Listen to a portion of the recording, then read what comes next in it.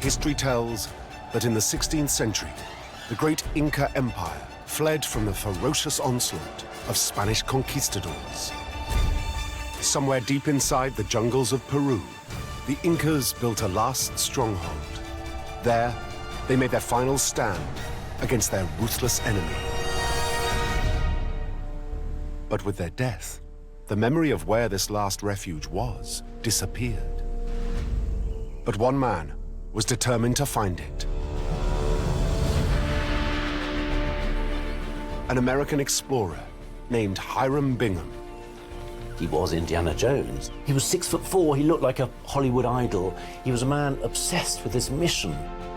Bingham was a tough explorer. No Andean mountain seems to have been too high for him, no jungle too dense. And he did find an extraordinary Inca city. Machu Picchu. It was hailed as the lost city in the clouds. A spiritual Inca refuge, perching high on top of a skyscraping mountain. Bingham was convinced he had found the long-lost city of the Incas, their final refuge from the Spanish conquest. But all was not as it seemed.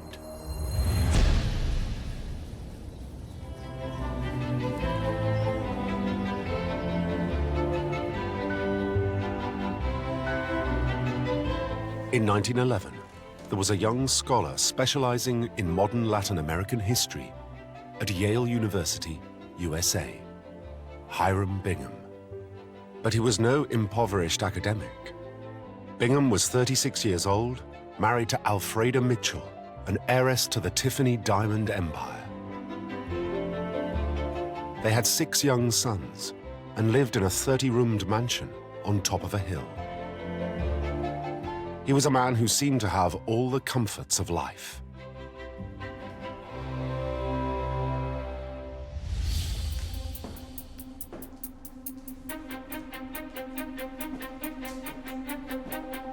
But Bingham was restless and driven. Hiram Bingham had a really compulsive need to become famous, and I think that's because of his family. He was Hiram Bingham III, and I think that's incredibly important because his grandfather, Hiram Bingham I, he was a very powerful, impressive missionary character, and so was his father, Hiram Bingham II. So there's this legacy, this weight on his shoulders that he had to prove himself or do something with his life at the very least. What that something could be, he had absolutely no idea.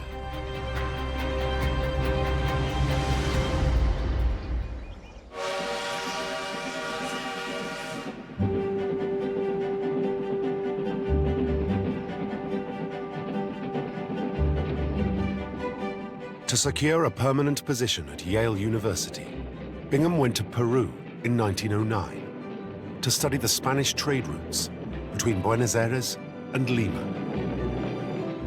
During the journey, he was invited by his guide to see an ancient Inca site high up in the Andes Mountains. It was an event that would change his life.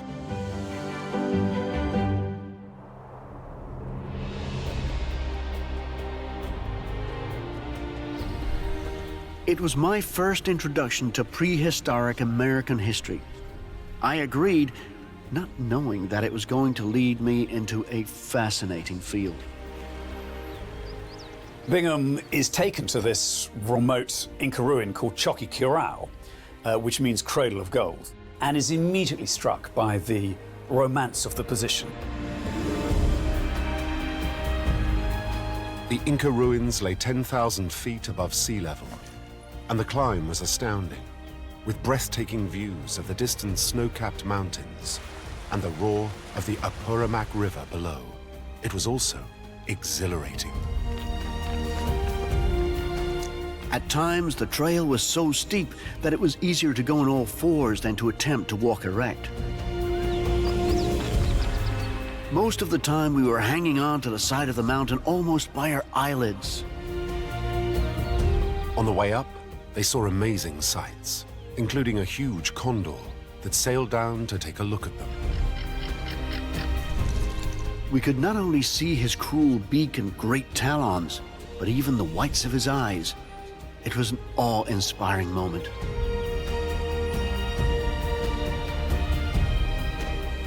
Bingham was a tough explorer. No Andean mountain seems to have been too high for him, no jungle too dense.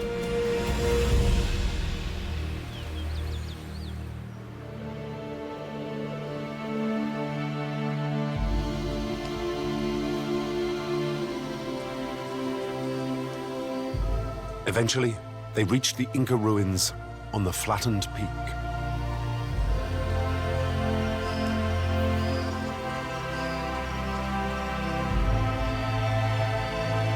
For Bingham, it was a magical experience. Choqquequirao was built in the 15th century and was believed to be a sacred Inca dwelling and one of their frontier fortresses. It was designed to defend the approaches to their great capital city, Cusco. Bingham wrote to his wife Alfreda to tell her it was the most interesting place he had ever seen.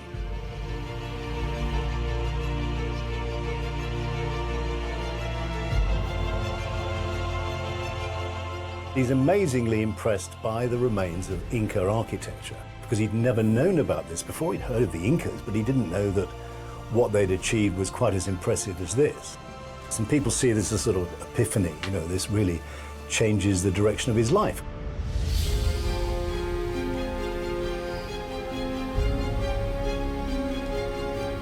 Till now, Bingham's knowledge of South American history was limited to the Spanish colonial days, and he knew very little about the Incas. As he looked out to the distant mountains, Bingham was keen to find out more about them. Who were these people who built this extraordinary place? What was their story? Those snow-capped peaks in an unknown and unexplored part of Peru fascinated me greatly. They tempted me to go see what lay beyond. And he thought of this line from Kipling. Something hidden. Go and find it. Go and look behind the ranges. You get this feeling that this worked on him, on his imagination, that somewhere just beyond the range was a city, a world, a reputation to be found.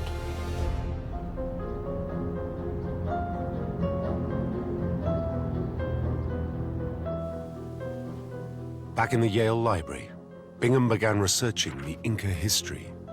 He opened the pages of the Spanish Chronicles, a key source on Spain's golden age of discovery, conquest, and colonization of the Americas. He began reading more about the Incas. And of course, even as a non-academic, the story of the conquistadors and the Incas is incredibly exciting. Bingham learned how from the early 13th century to the middle to late 16th century, the Incas were the most powerful empire in the Americas. Their domain stretched over 2,000 miles, from modern-day Chile to the Amazon. But then came catastrophe.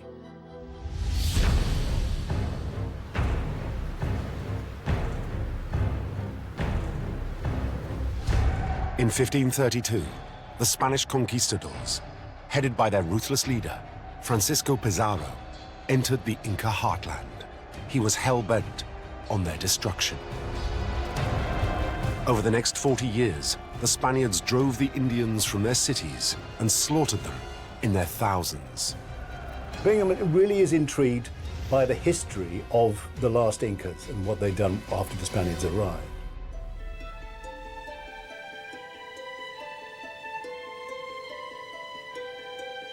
Bingham's eyes were drawn to an account where a young Inca emperor named Manco had led his people as they fled their capital city, Cusco, in 1536.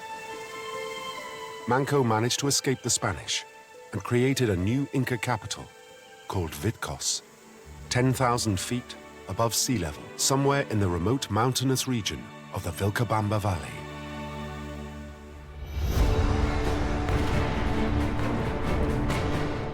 But the Spanish conquistadors were in hot pursuit. and the Incas fled again. This time, the chronicles said, they went down from their mountain homes into the Amazon lowland. There, protected by a dense jungle in the largest rainforest in the world, they built a new city called Vilcabamba. And it was here that the Incas made their last stand.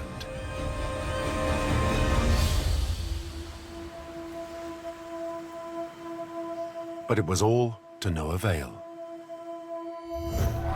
In 1572, the Spaniards finally defeated the Incas.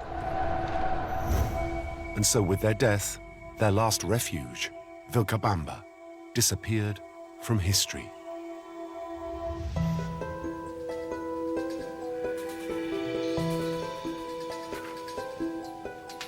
Bingham was transfixed by the story of Vilcabamba. But for all the references of the city, there was one vital clue missing. Nobody, as far as he could see, knew where it was. This appealed to Bingham as a puzzle he could solve himself. Bingham tried to work out where Vilcabamba could be. The Spanish chronicles said it lay 30 miles and 2 long days' journey from Vitcos. But he had no idea even where Vitcos was.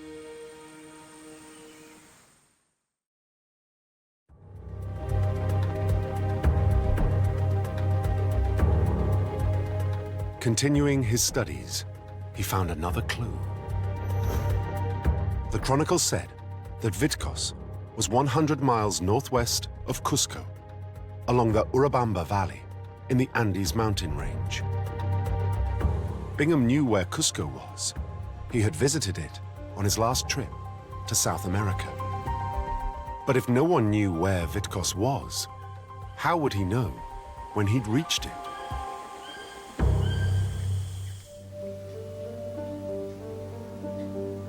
There was a further clue in the Spanish accounts. They said that there was a sacred area with a large white rock close by the city. So if Bingham could locate the white rock, he would know he had found Vitcos. Now Bingham realized that if he could find Vitcos, then 2 days beyond it, he should be able to find Vilcabamba.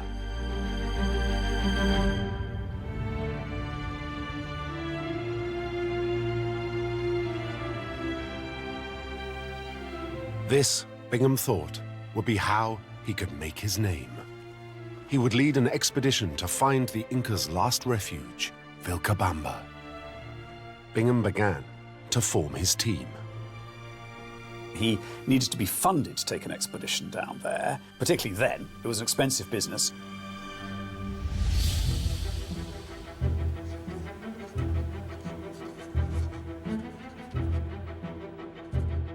The first thing Bingham did was approach a number of corporations. Businesses specializing in America's outdoor country pursuits offered their support. Abercrombie & Fitch supplied Bingham with an explorer's outfit. He managed to get Winchester to give him a rifle, Kodak to give a camera, and then he turned to his classmates. Bingham estimated that he would need 6 expedition members, and that each one would require $1,800 to cover their travel and food expenses. One former classmate heard about his plans and offered him $1,800 if he would take a Yale geologist with him. Bingham snapped up the offer. Others came forward. One was a topographer, another a mountain climbing engineer. Eventually, Bingham got together a multidisciplinary team. So he's got a doctor, a naturalist, geologist, a couple of topographers. So it's a pretty good, well-rounded, versatile team. To pay his own way, Bingham promised to write 4 articles for the fashionable Harper's magazine. But he was still $1,800 short. Only now did he turn to the one source he could rely on, his wife Alfreda, to tap the Tiffany fortune. She agreed.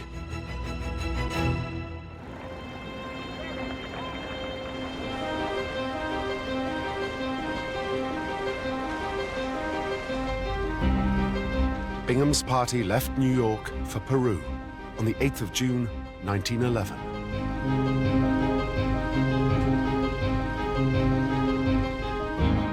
Their destination? The former Inca capital city, Cusco. This, Bingham knew, lay near the Urubamba Valley in the Andes mountain range and would be his starting off point.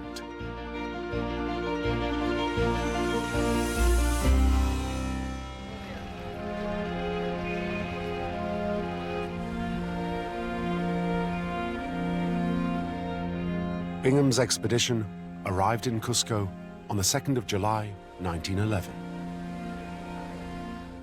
His aim was to first locate the sacred white rock at Vitcos, then to make his way down from the mountains into the lowland Amazon jungle to search for Vilcabamba.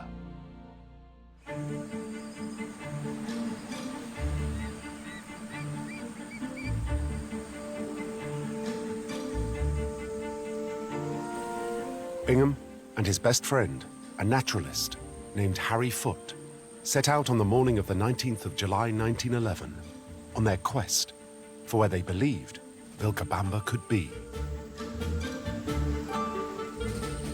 The rest of the party were dispatched to carry out geological and mapping surveys of the Andes.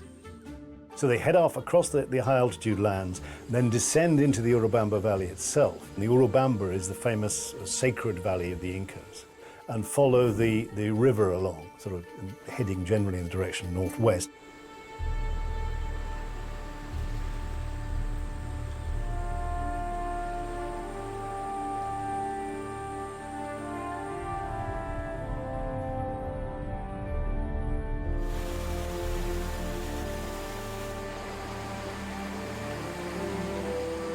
Bingham kept a meticulous diary of his expedition. Today, it is regarded as one of the greatest first-hand accounts in the history of exploration.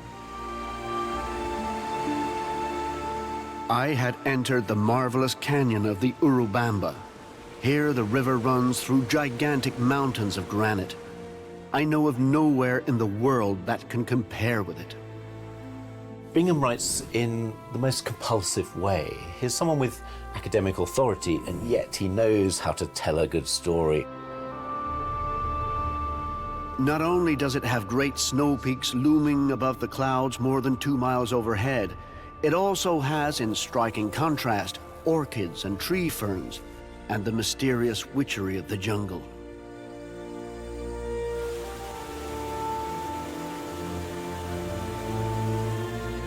He paints pictures with words, and not just of visual things, but of the heart, you know, the spirit, what you're feeling. One is drawn irresistibly onward by ever-recurring surprises, through a deep and winding gorge, turning and twisting past overhanging cliffs of incredible height.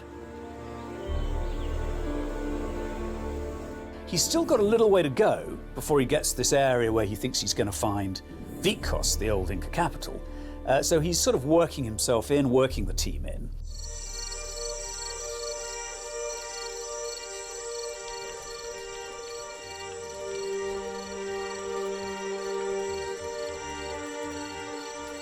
On the evening of the 23rd of July 1911, after a 70-mile journey from Cusco and 3/4 of the way to where Vitcos is said to be, Bingham and Foote set up camp for the night in a canyon surrounded by steep mountains. They camp at a place called Mandor Pampa, and they meet a man there called Melchor Arteaga. And he questions him. He says, you know, are there ruins around here? Arteaga told Bingham there were some fine ones on top of the opposite mountain called Huayna Picchu, and also on a ridge called Machu Picchu, or Old Peak. People in Peru were always telling him that if he gave them a bit of money, they could lead him to a ruin. And there was a little bit of sort of won't get fooled again feeling in his team. They had heard ruins were around many times, and they'd gone, it would be one little house or a couple of things. And this is where I think we have to give a lot of credit to Bingham, because lesser men would have said, oh, for God's sake, there's not supposed to be anything up that hill. There's nothing in the history books. This is just a wild goose chase. Bingham noted the ruins' names in his pocket diary and arranged for Arteaga to take him there the following day.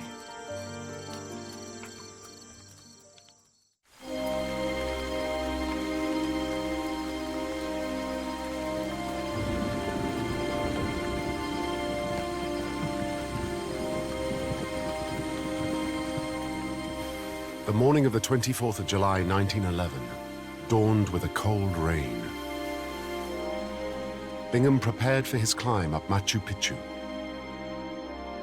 His best friend, Harry Foote, didn't fancy the wet conditions. The naturalist said there were more butterflies near the river. Anyway, it was my job to investigate. Arteaga shivered. He said it was too hard to climb for such a wet day. But when he found out that I was willing to pay him 3 or 4 times the ordinary daily wage, he finally agreed to go.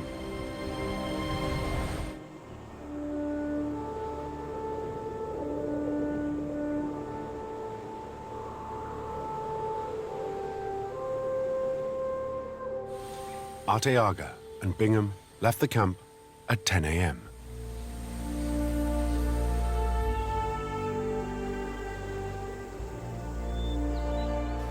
After a walk of about 3/4 of an hour, Arteaga left the main road and plunged down through the bank of the river. Here there was a primitive bridge which crossed the roaring rapids.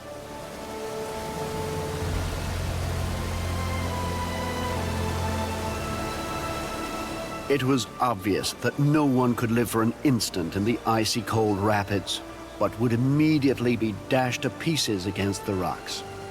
He said, I admit freely, I was on my hands and knees going really, really slowly across. And all I could think of was, I hope the water doesn't go up because it'll just take the bridge away.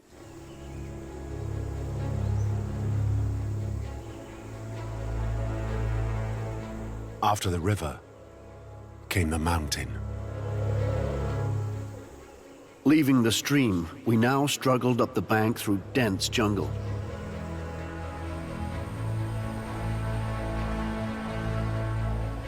And in a few minutes, reached the bottom of a very precipitous slope.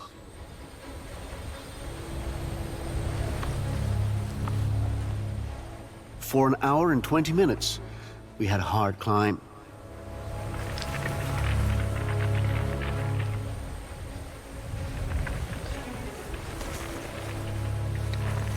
A good part of the distance, we went on all fours, sometimes holding on by our fingernails.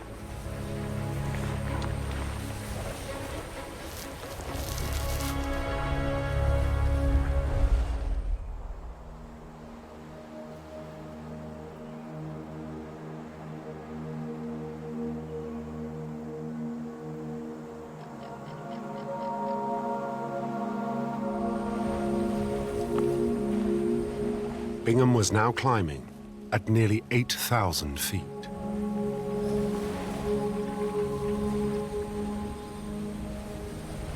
Bingham was going up through very difficult cloud forest. Conditions were humid, it was hard work.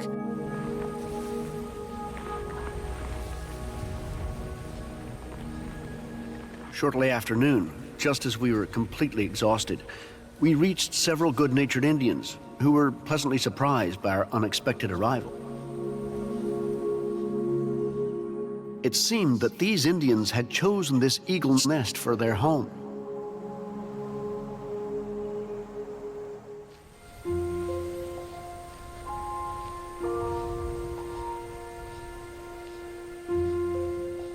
A small boy named Pablo Richate was sent on to guide Bingham around the ruins. Led by this little boy around a corner, and he sees something quite extraordinary.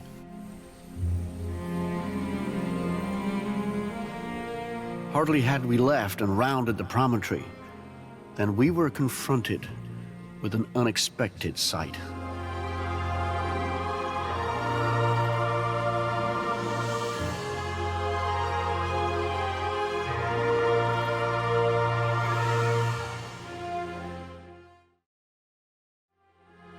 A great flight of beautifully constructed stone-faced terraces, perhaps 100 of them, each hundreds of feet long and 10 feet high. They had recently been rescued from the jungle by the Indians. It is an amazingly evocative description of firstly going through what were lovely Inca terraces, Bingham says, and then slowly things build.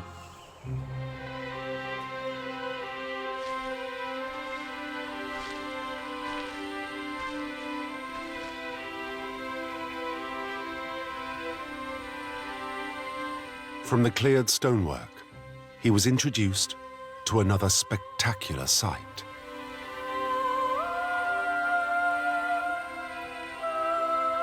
Suddenly, without warning, under a huge overhanging ledge, the boy showed me a cave beautifully lined with the finest cut stone. And then he's going from one wonder to another. It had evidently been a royal mausoleum.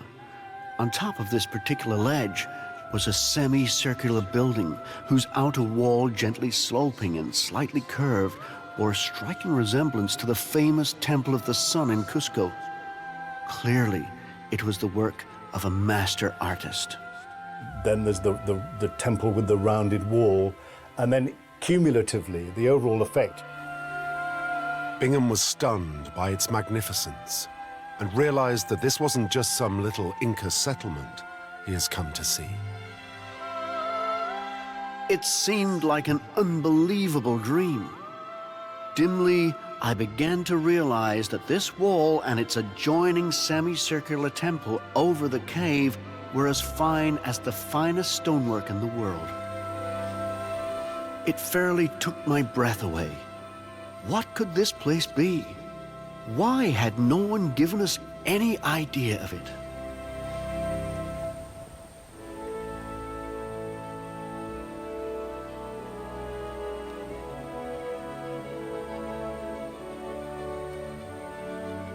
Surprise followed surprise in bewildering succession.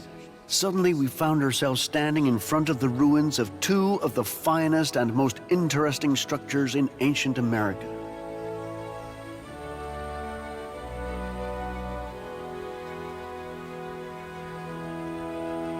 There are cyclopean stones, as he calls them. Stones the height of a human, but beautifully worked with a very, very fine granite.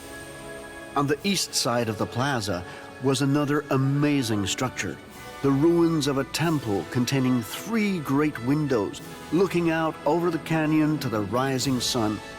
Like its neighbor, it is unique among Inca ruins.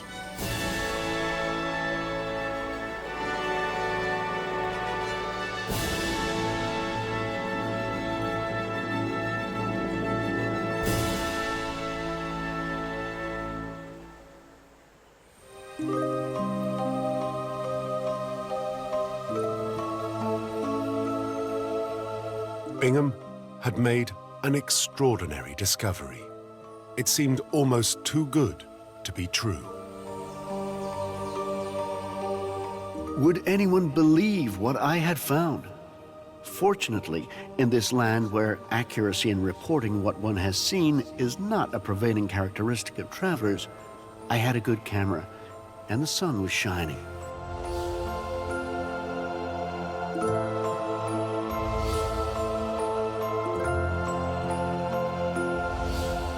I know that he had a very special Kodak camera that was made for traveling in rugged territory, and the negatives are huge. So the resolution, you know, the detail is really fantastic.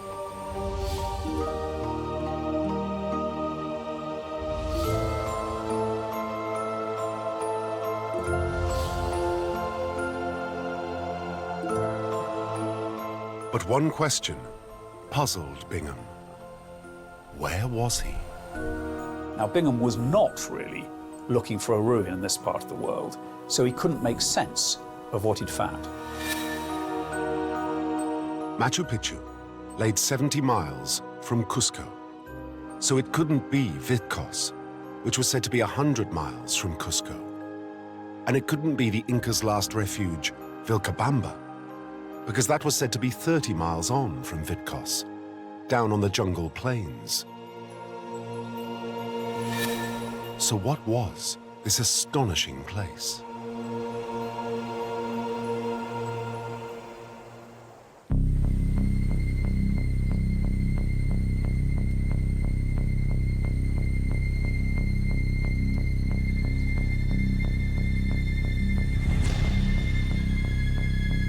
Suddenly, Bingham's eye focused on some charcoaled graffiti on a rock of the three-windowed temple. Lizarraga, 1902. His blood ran cold. Bingham was a man who wanted to make a name for himself, and he was pulled up short. He suddenly saw this graffiti. Had some scholar got there first? Bingham wrote the name Lizarraga 1902 in his diary and prayed it wasn't another explorer. Maybe he'd been picked to the post. Maybe this wasn't really a discovery at all.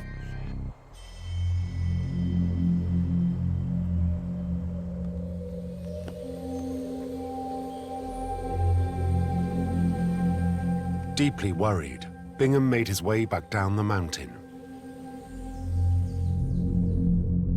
He hardly mentioned the Machu Picchu ruins when he returned to the campsite below. In fact, his best friend, Harry Foote, wrote in his diary, no special things to note. Bingham discreetly asked Arteaga about the Lizarraga 1902 graffiti.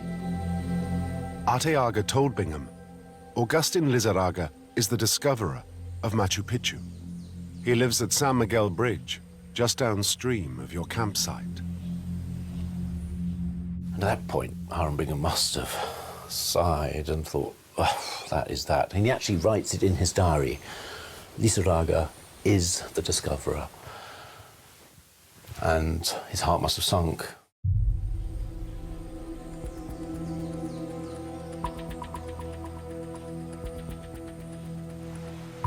Bingham was horrified and set off to find the mysterious Lizarraga.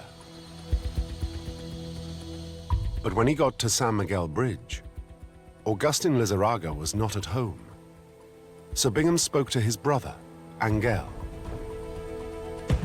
Angel told him that the ruins were known in the valley and parts of it were cultivated by farmers. His brother was one of those farmers. Bingham relaxed. Lizarraga wasn't a rival academic after all. He was just a local Peruvian peasant. Bingham's discovery of Machu Picchu was secure.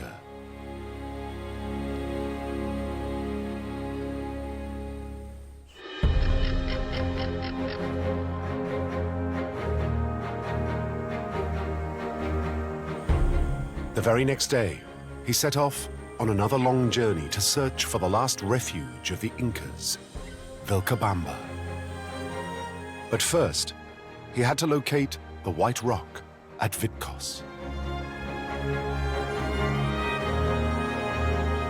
Bingham followed the information detailed in the Spanish chronicles he had read back at Yale. He asked every local they passed if they knew the whereabouts of any ruins in the area, and paid local guides to lead him onwards.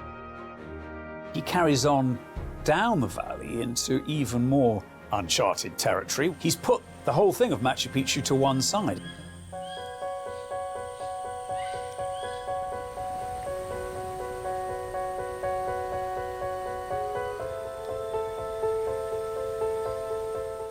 "15 days after encountering the ruins of Machu Picchu, Bingham came across the sacred White Rock, mentioned in the chronicles as being close to the Incas' capital city, Vitkos. It was late on the afternoon of August 9th, 1911, when I first saw this remarkable shrine. We could now be fairly sure that we had located one of Manco's capitals, Vitkos.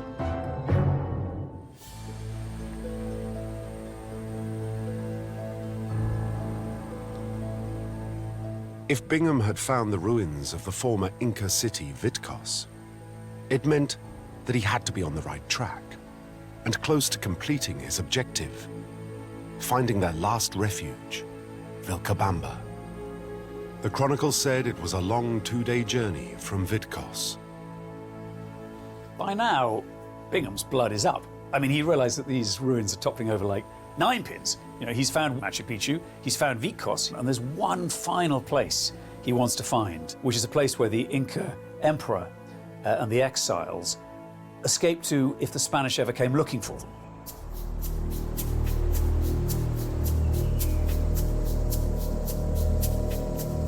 Bingham came down from the mountains into the huge lowland jungles of the Amazon.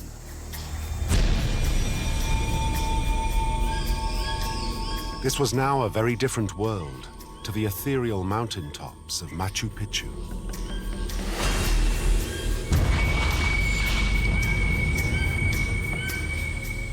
It was a place that even the local Peruvians feared, like the Spanish conquistadors before them.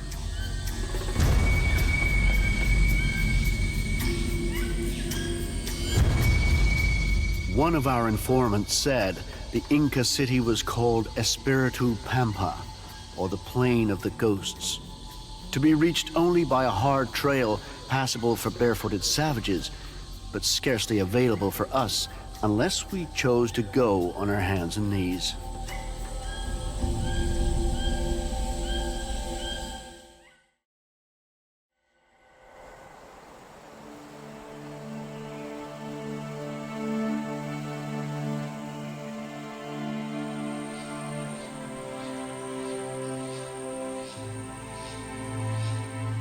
Finally, after several days traveling, Bingham found, beneath the thick twines of a rainforest jungle, evidence of some ruins.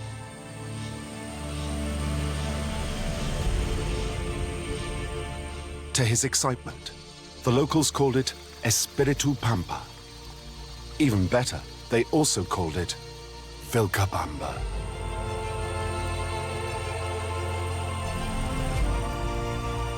Surely, Bingham had found the last refuge of the Incas.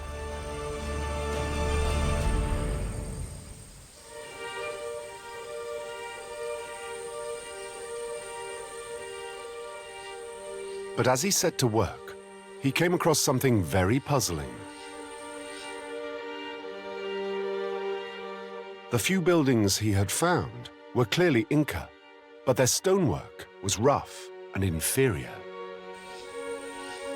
Bingham searched for more extensive ruins, but failed to find anything substantial.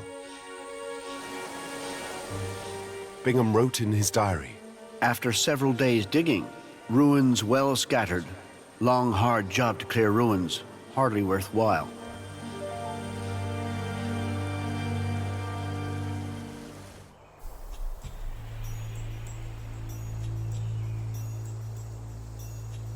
The more Bingham dug, the more he became convinced that the site just wasn't special enough to be Vilcabamba. But if this wasn't the place where the Incas had their last refuge, then where was it?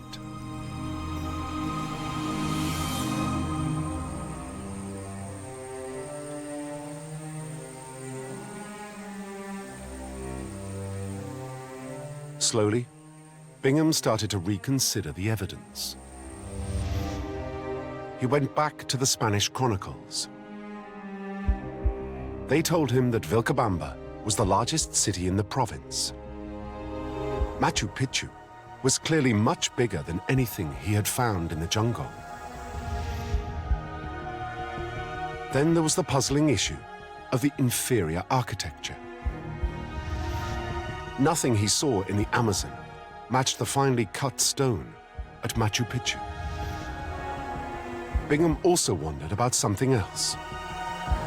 Would the Incas, who are highland people, have really made a home down in the flatland jungle?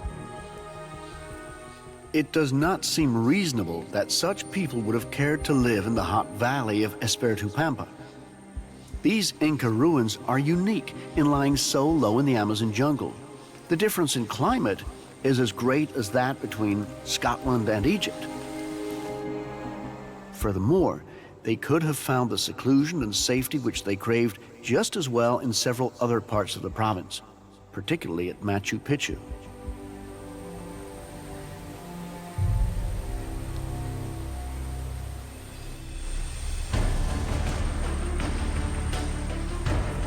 Now he began focusing on another issue. The chronicles stated that the city of Vilcabamba lay 2 days' march from Vitkos. So did Machu Picchu, albeit in a different direction. Machu Picchu was roughly 2 days from Vitkos if you walked across, and he did it. He walked from Vitkos across back to Machu Picchu directly. An idea slowly began to dawn on him.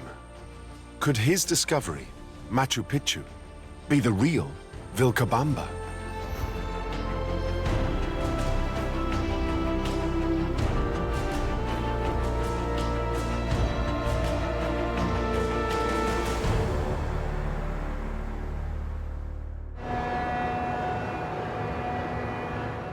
Bingham returned to America at the end of 1911, determined to prove his case. After Bingham discovered Machu Picchu in 1911, there was very little publicity. Tiny mentions in the New York Times and the Geographical magazine in London, but nothing much.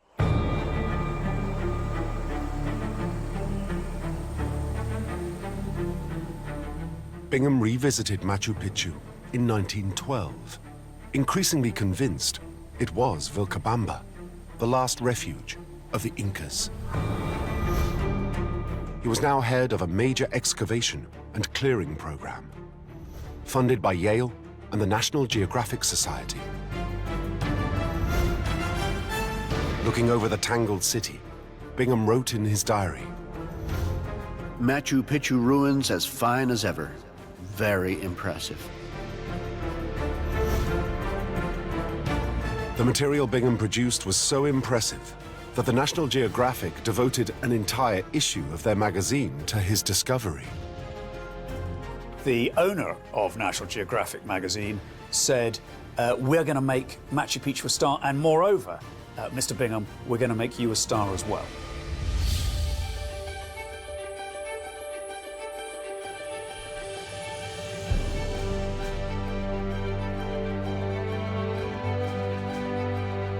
In April 1913, with the cover title, In the Wonderland of Peru, National Geographic published in pictures and text Bingham's amazing account of his finding of Machu Picchu.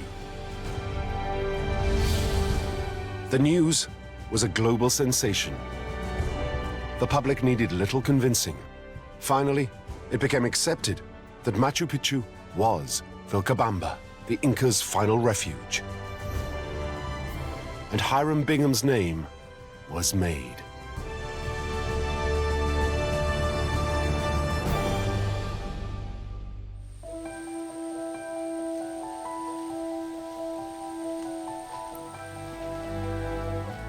Hiram Bingham would go down in history as one of the all-time great explorers.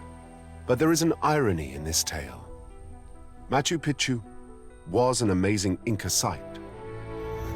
However, modern scholars now believe that the ruins at Espiritu Pampa, which Bingham had dismissed in 1911, are far grander and larger than he had realized. In 1964, some 50 years after Bingham had been there, an American called Gene Savoy, an adventurer and archaeologist, went down to Espiritu Pampa and did a much more thorough clearing of the site, and established really beyond doubt that that was indeed the proper last refuge of the Incas, which I think all archaeologists would agree today. Bingham's initial detective work that had led him to Espiritu Pampa had been on the right trail after all. He had found the real Vilcabamba. He just hadn't realized it.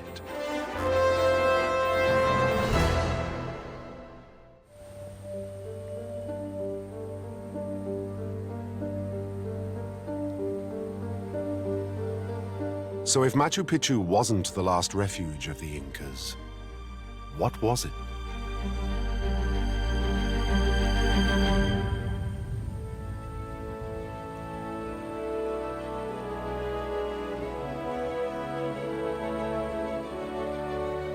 Today, Machu Picchu is believed to have been built by the Incas during the expansion of their empire in the mid-15th century, 75 years before the Spanish arrived. It was constructed as a royal estate and served as a sacred and seasonal retreat for the Inca rulers whenever the weather was severe in their capital city, Cusco. Everyone now tends to the view that it was built as a winter palace for an Inca emperor, probably the greatest of them all, Pachacuti. He could come down with his retinue to Machu Picchu, which has a much better climate, and enjoy a fabulous resort-type atmosphere. It was a very exclusive place, which is perhaps why there was no historical record of it. It was a place where an emperor could build his own fantasy creation in the clouds, a sort of Las Vegas, if you like, which, if it didn't have neon billboards, did have this show-off architecture that only an emperor could afford. Scholars now believe Machu Picchu was abandoned by the Incas long before the Spanish arrived in Peru in 1532. Why they left their great winter retreat, however, remains a mystery.